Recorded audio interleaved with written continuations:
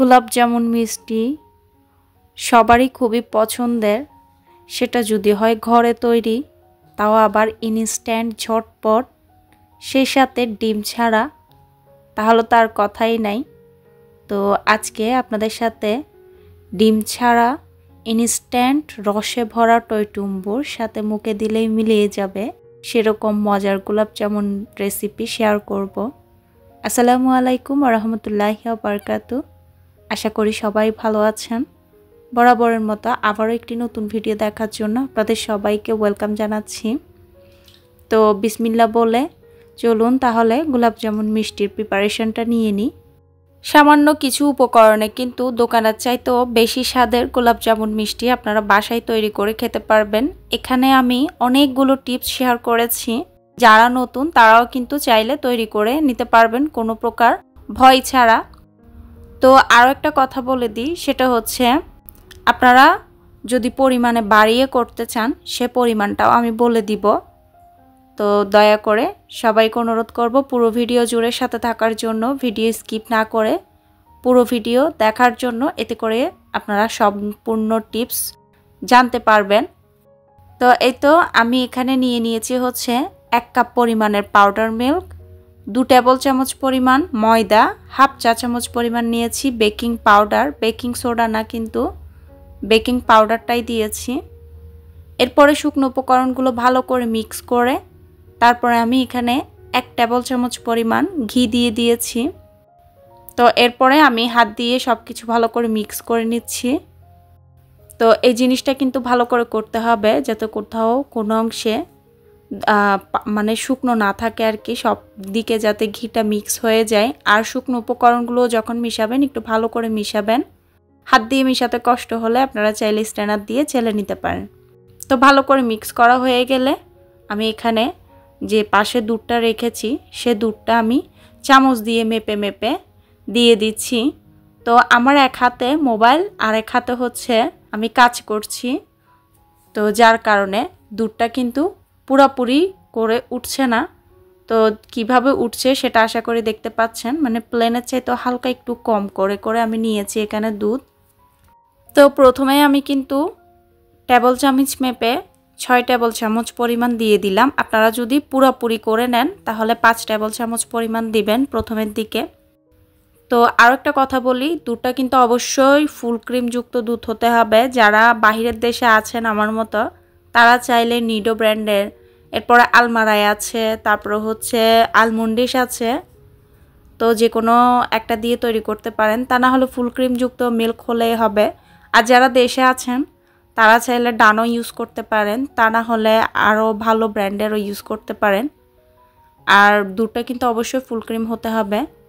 তো আমি ব্যাটারটাকে ভালো করে মিক্স করে তারপরে কিন্তু অফ ক্যামেরায় আমি আরও 1 টেবিল চামচ পরিমাণ প্লেন করে যেভাবে আমি প্রথমে দুধ দিয়েছিলাম সেভাবে দিয়ে তারপরে কিন্তু আমি ব্যাটারটা তৈরি করে নিয়েছি। ব্যাটারটা একটু নরম হবে, স্টিকি হবে, বেশি নরম করা যাবে না আবার শক্তও করা যাবে না।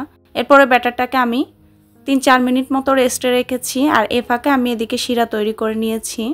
তো শিরার মধ্যে আমি 1.5 কাপ পরিমাণের চিনি, 2 কাপ পরিমাণের পানি দিয়েছি, সাথে দিয়েছি 3-4টা এলাচ আর দিয়েছিলাম ছোট্ট এক টুকরো দারুচিনি। এগুলো দিলে ফ্লেভারটা খুবই সুন্দর আসে। এরপরে চিনিগুলোকে গলিয়ে আমি কোনো প্রকার 1 তার 2 তার করে নিইনি, জাস্ট একটা স্টিকি ভাবে করে নিয়েছি শিরাটাকে। শুধুমাত্র স্টিকি হবে, মানে একটু একটু আঠালো হবে সেরকম করে করে নিতে হবে। শিরাটা কিন্তু বেশি ঘন করা যাবে না, তখন কিন্তু মিষ্টির ভেতরে শিরা প্রবেশ করবে না। আর সব শেষে 1 চা চামচ পরিমাণ রোজ ওয়াটার মানে গোলাপ জল দিয়ে আমি ঢাকনা দিয়ে ঢেকে নামিয়ে নিয়েছি। এখন আমি মিষ্টিটার শেপ দিয়ে দিব। তো মিষ্টিটা কিন্তু অবশ্যই ঢেকে রাখতে হবে, যদি উপর থেকে ড্রাই হয়ে যায় তাহলে কিন্তু মিষ্টি যখন তৈরি করবেন তখন শক্ত হয়ে যাবে। তো এ পাশে আমি আরও একটা টিপস শেয়ার করি। এই যে দেখেন মিষ্টিটা আমি বানাচ্ছি হাত দিয়ে কিন্তু একটু আলতো করে করে ডলে ডলে নিচ্ছি যাতে করে কোনো প্রকার ভিতরে গুটলি না থাকে সেজন্য। এরপরে আমি গোল গোল শেপ দিয়ে দিয়েছি। তো গোল শেপ দেওয়ার সময় কিন্তু অবশ্যই মাথায় রাখতে হবে মিষ্টির গায়ে যাতে কোনো প্রকার ফাটল বা ক্র্যাক না থাকে। তো মিষ্টির গায়ে যদি কোনো প্রকার ক্র্যাক বা ফাটল থাকে মিষ্টি তৈরি করার সময় মানে ভাজার সময় ফেটে যাবে।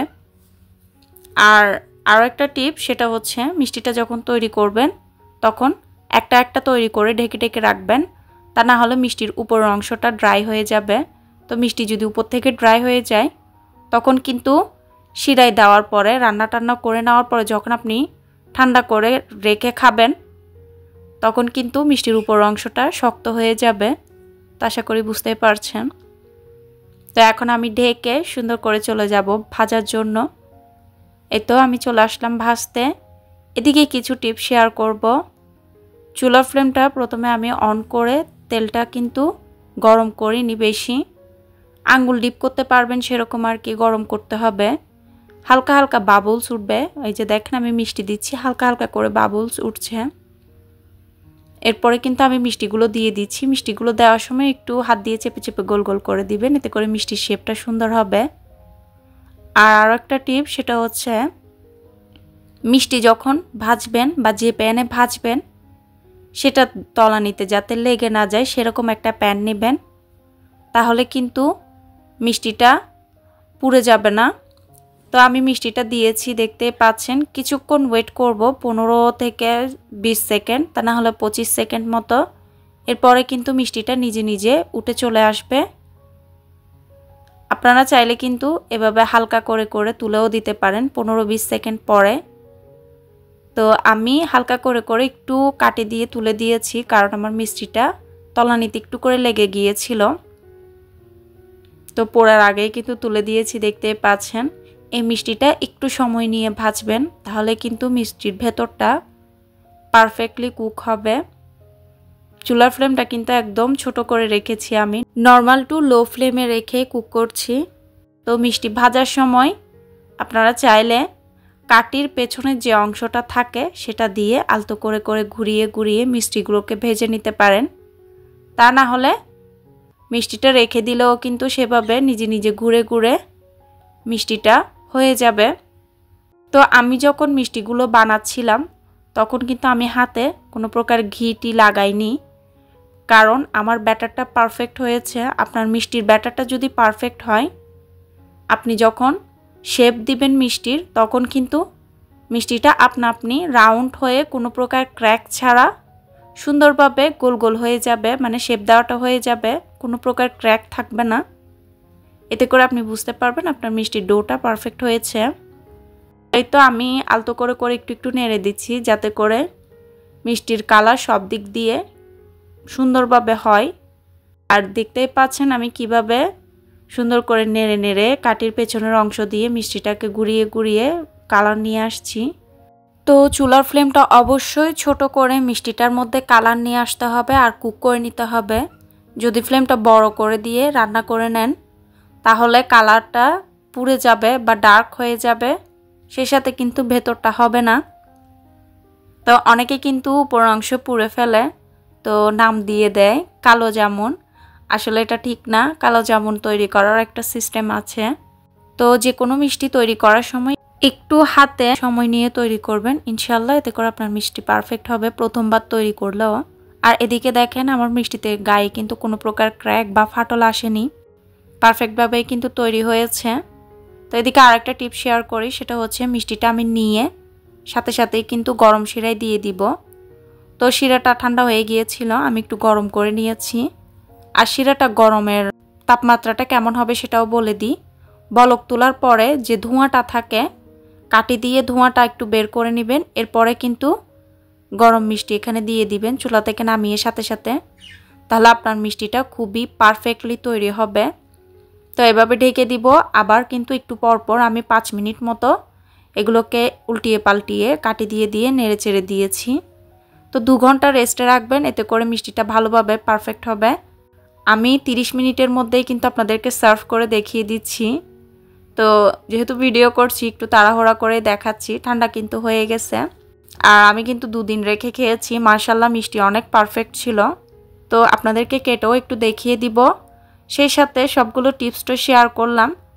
আর একটা টিপস শেয়ার করে দিই, সেটা হচ্ছে আপনারা যদি 2 কাপ পাউডার মিল্ক দিয়ে তৈরি করেন 1 কেজি মতন মিষ্টি তৈরি হবে।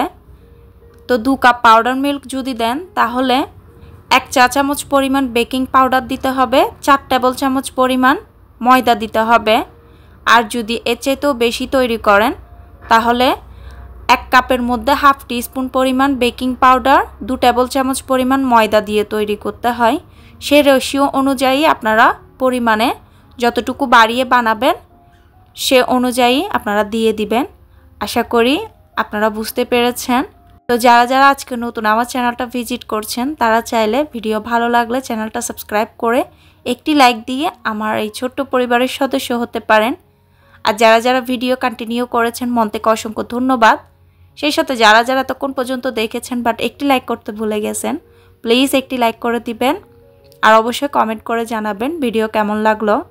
তো 30 মিনিটের মধ্যেই কিন্তু মিষ্টি শিরাটা পুরোপুরি অ্যাবজর্ব করে নিয়েছে, দেখতেই পাচ্ছেন। আর ভেতরটাও কতটা পারফেক্ট হয়েছে, যারা মিষ্টি চেনেন তারা আশা করি বুঝতে পারবেন। তো ভিডিও আর বড় করব না। যদি ভিডিও বেশি ভালো লাগে তাহলে সবসময় দেখার জন্য বেল বাটনটি ক্লিক করে রাখবেন, এতে করে ভিডিও আপলোড দেওয়ার সাথে সাথে নোটিফিকেশন পেয়ে যাবেন। আর যারা নতুন মিষ্টি বানাতে চান তারা আমার মতো এরকম 1 কাপ মিষ্টি দিয়ে পাউডার মিল্ক দিয়ে মিষ্টিটা ট্রাই করতে পারেন। ইনশাল্লাহ প্রথমবারে পারফেক্টলি তৈরি করে নিতে পারবেন। তো আজকের মতো বিদায় নেব। সবাই ভালো থাকবেন, সুস্থ থাকবেন, আমার পরিবারের জন্য দোয়া করবেন। টাটা, আল্লাহ হাফেজ। আর এদিকে দেখেন আমার ছেলে কি বলে মিষ্টি খেয়ে, তাহলে আশা করি বিশ্বাস হবে আপনাদের।